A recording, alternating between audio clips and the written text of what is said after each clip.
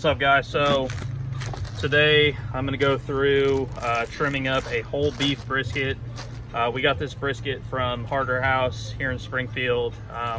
They got quite a few locations around town, but this is where we get most of our beef from. So let's just go ahead and cut this bad boy open.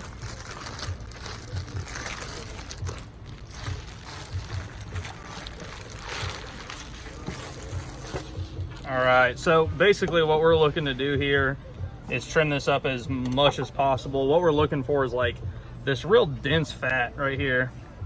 All this stuff we want to get rid of because all this is really doing is just blocking smoke from getting into the meat.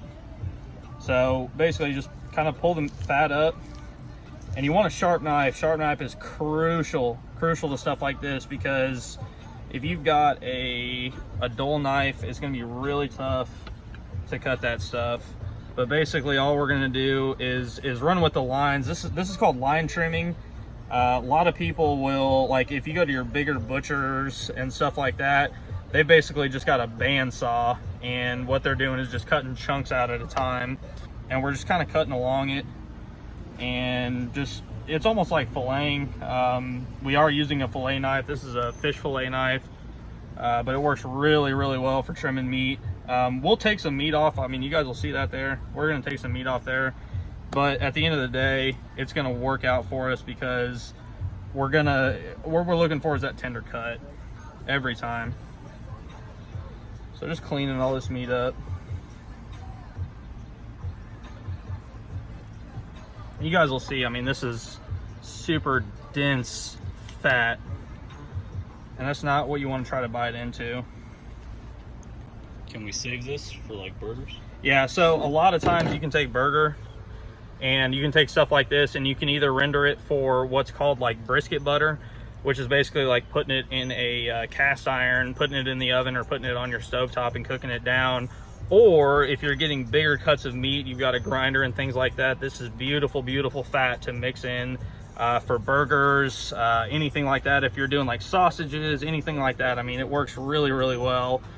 We like to save our meat. Broke Boys Barbecue, I mean, we live for, like, you know, salvaging and repurposing everything we can. And so stuff like this is beautiful to keep render down for, you know, just future use. If you look here too, a lot of times you'll get this like brown on the outside of your meat, and all that is just oxidation.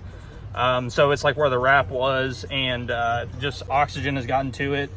Some people leave it on, some people don't. I like to cut it off just because it's kind of just unnecessary, and it kind of adds like this bitter flavor to your meat. So we want to clean all that off.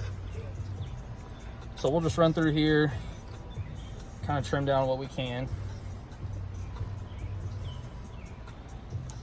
And again, guys, a sharp knife is just key to something like this, because if you're going to try to cut through this stuff without a sharp knife, you are just going to have an absolute nightmare of a time trying to clean your meat up, and it's dangerous. I mean, you skip, you get you catch a bone or a real thick membrane or something, and you're really gonna regret it. I mean, we're pulling off chunks like that. That's what you're looking for. So this side's starting to look good. This is what they call like silver skin. So the stuff that you can kind of pull up. You get a lot on pork too, but I like to trim this off because we want a meat side and we want a fat side. Your brisket, you want a meat side and a fat side. And so this side, we're gonna really shoot for our meat side.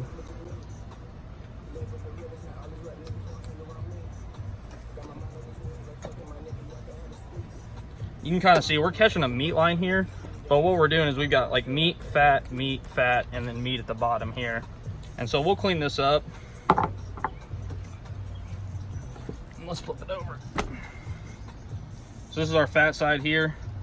I'm a true believer in having a very streamlined piece of meat, because if you think about it, you know, you've got your smoke going through, and if your smoke catches anywhere, we're not looking at like a streamlined airflow. And you know, if you're not working with these $1,000 grills that you can control your air and things like that, you really got to look out for stuff like that. So yeah, you're going to sacrifice some weight, but your end product is going to turn out a lot better. So all we're really trying to do here is just like level it out. and just try to get it to where when we set it down, we've got a pretty flat set. Because this is going to be a good probably 12 to 14 hour smoke. And when we smoke it, we're going to smoke it fat side up, so that as the smoke hits the fat and the fat starts to melt, that moisture is actually going to fall through the meat and really keep this whole slab very, very, very moist.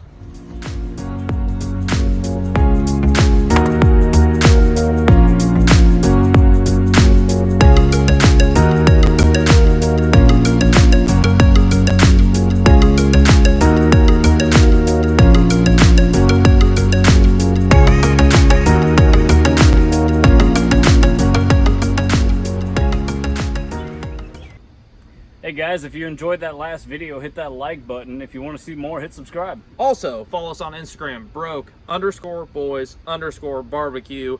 And if you want to check out our last video, click right here.